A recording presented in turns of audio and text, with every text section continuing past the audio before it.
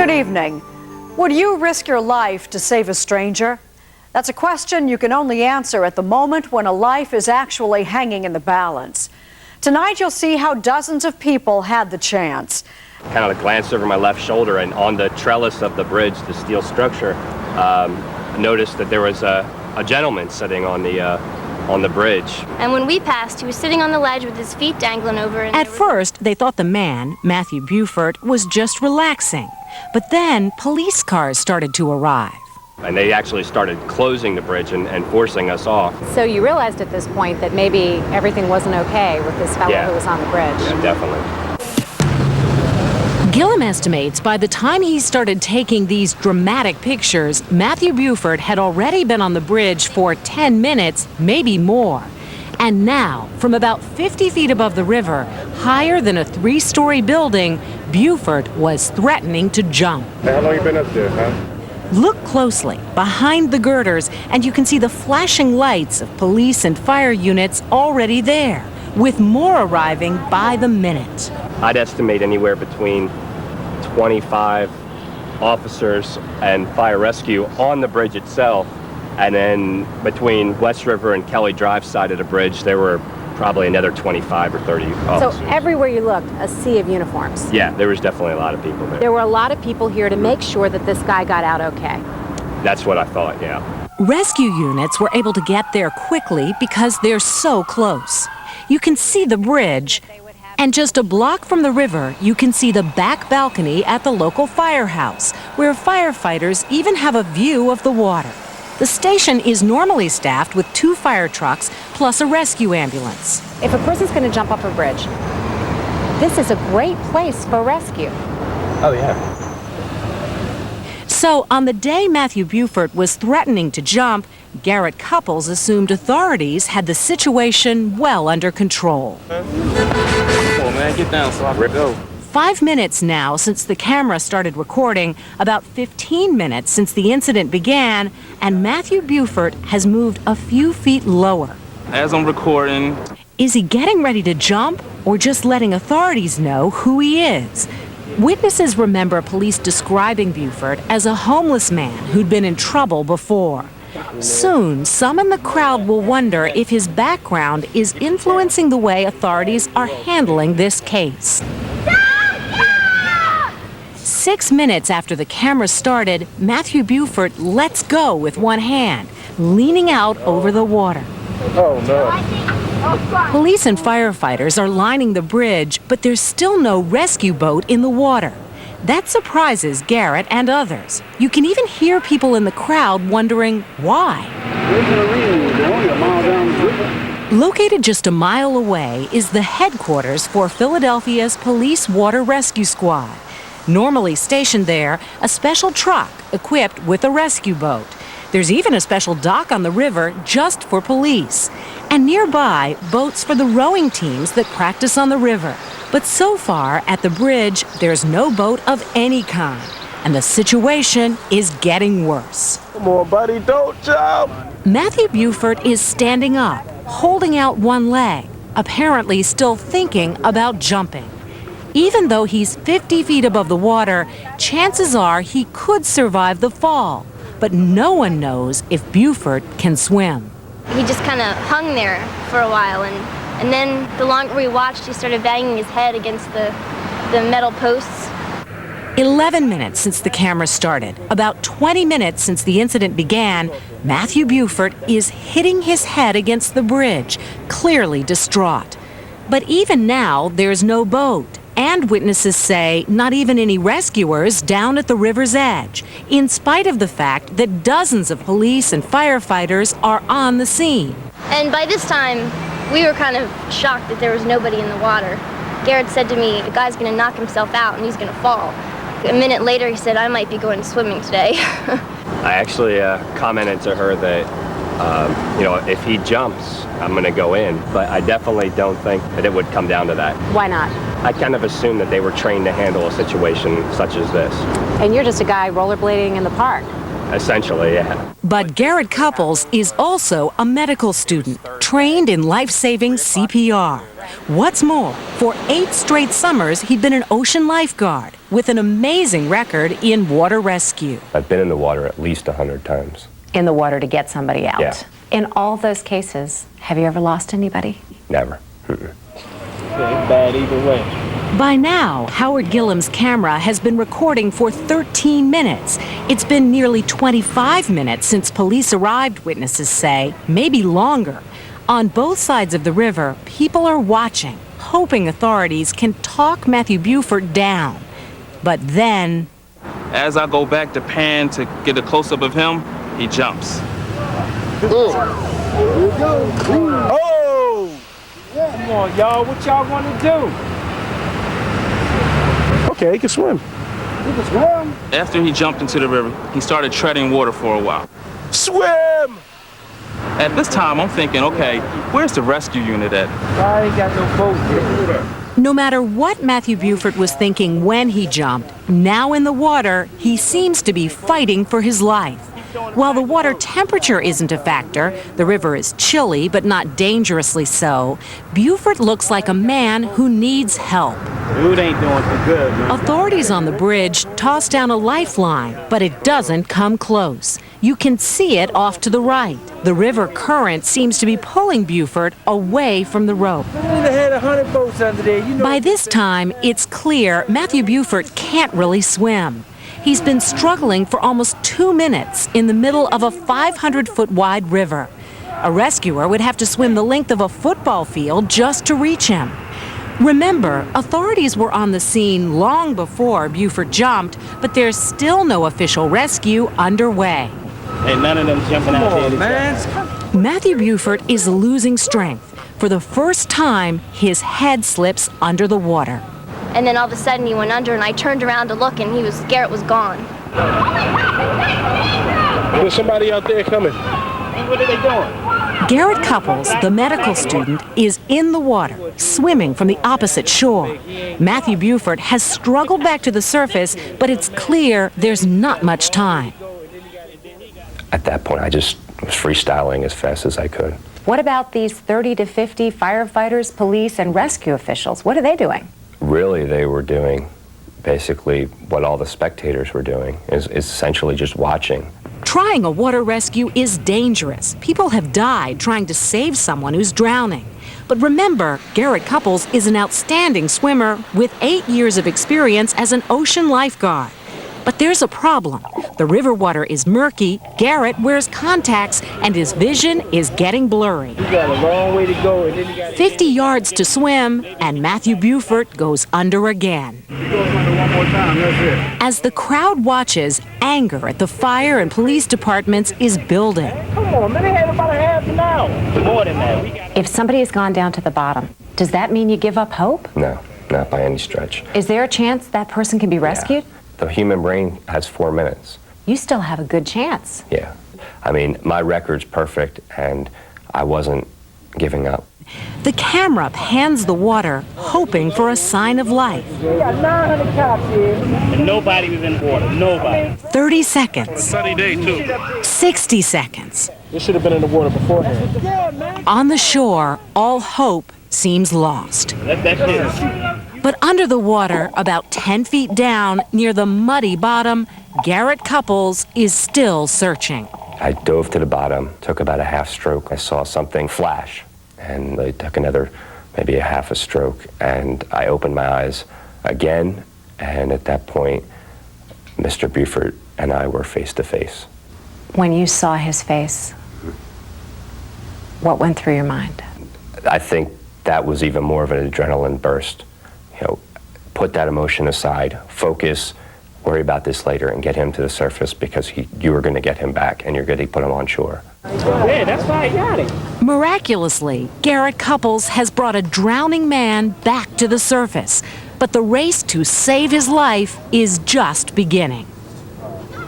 Back to our story, and a bridge in Philadelphia where for 25 minutes authorities and bystanders have been watching a distraught man who is threatening to jump. Suddenly he does, and yet police and fire crews just keep standing there. That's when a young medical student who'd been rollerblading nearby decides somebody has to do something. So he jumps into the river, risking his life to try and save a stranger. Once again, here's Sarah James. I mean, my thoughts at that moment were, okay, I'm here, I'm by myself. Regardless of what anybody else does, this is on me now. Garrett Cuppels, the young medical student and former ocean lifeguard, has found Matthew Buford at the bottom of the river and pulled him back to the surface. How long do you estimate that he was down on the bottom of that river? A little over a minute. So no not more than that 2 long. minutes. No. Experts say a drowning victim still has a chance if he starts breathing again within 4 minutes. So there is time. Yeah. Not much time, No. but time.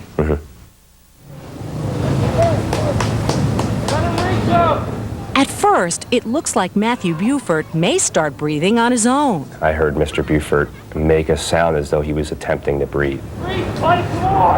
Meanwhile, Garrett calls out for a life buoy he can use to brace Buford as he brings him to shore. But authorities don't seem to understand. And in the middle of the river, still 100 yards from shore, Matthew Buford still isn't breathing.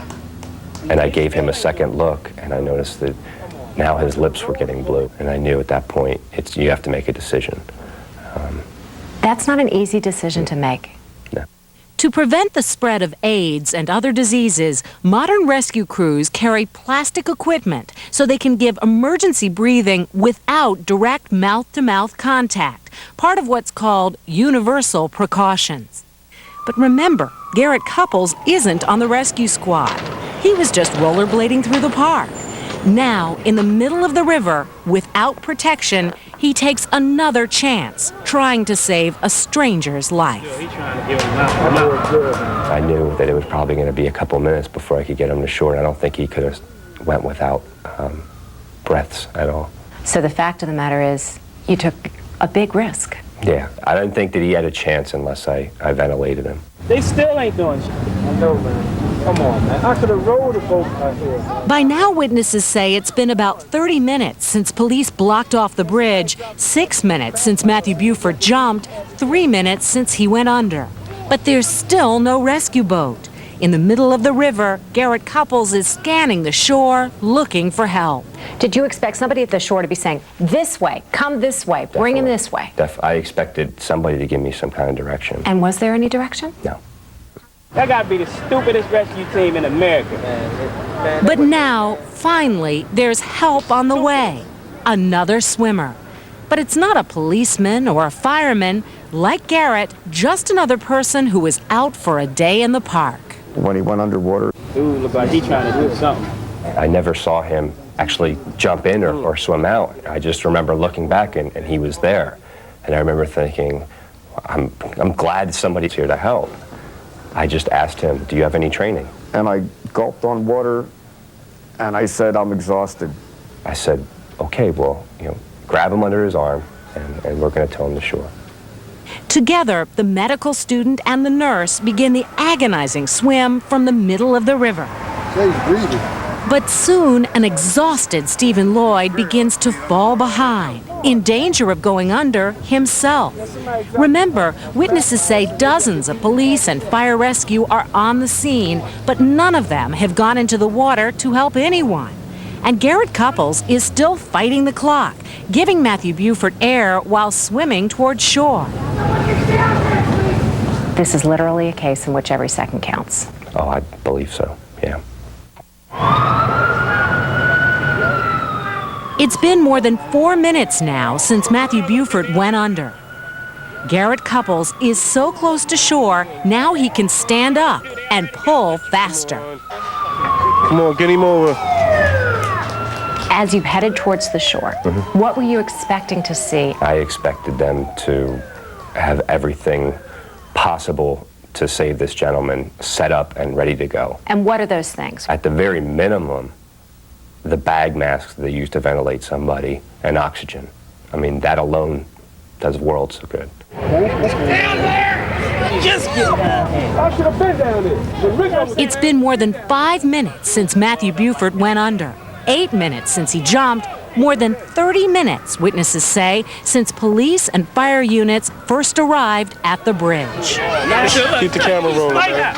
Out of the way, all right? But as the videotape shows, only now are authorities pushing spectators back, scrambling over the railing down to the river.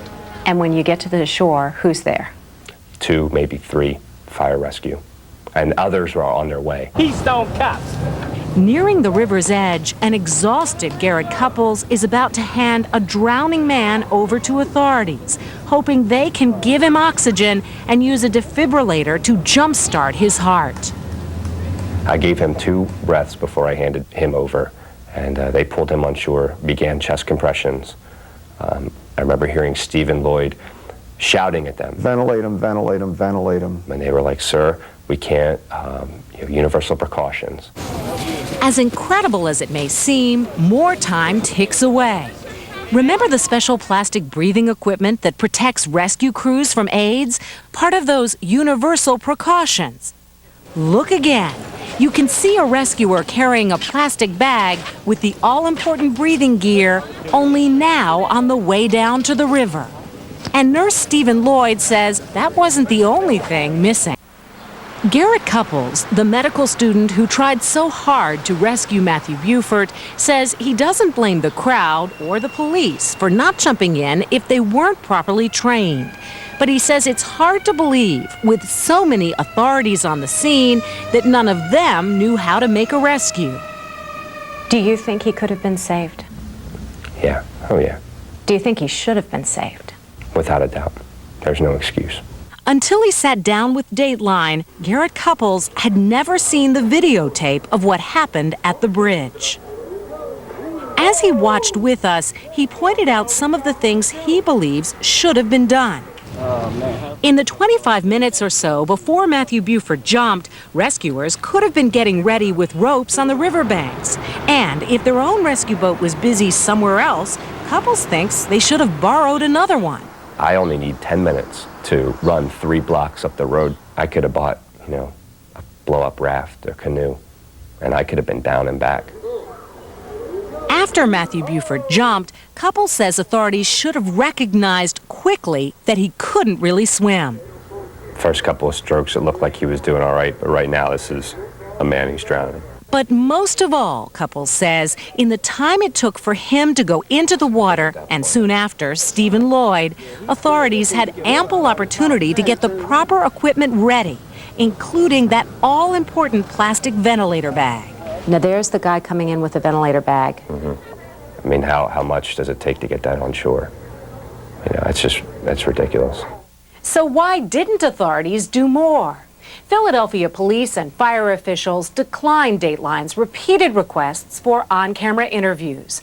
They did tell us police and firefighters aren't trained to go into the water except for the special Marine Rescue Unit. So where was the rescue unit? The city wouldn't tell us, citing a possible lawsuit. If the rescue boat was busy, why didn't they get another boat along the river to help? No comment. Litigation. And when 2 courageous men just passing through the park try to rescue that police and firefighters wouldn't, why weren't authorities on the shoreline ready with medical equipment? No comment. Litigation. In a letter to a local newspaper, the police commissioner praised officers for trying to talk Matthew Buford down and for throwing rescue ropes into the water. He wrote, "It's unfair to criticize officers for not making unreasonably dangerous efforts to rescue someone who made it clear he did not wish to be rescued and who could very easily have caused the death of the officers."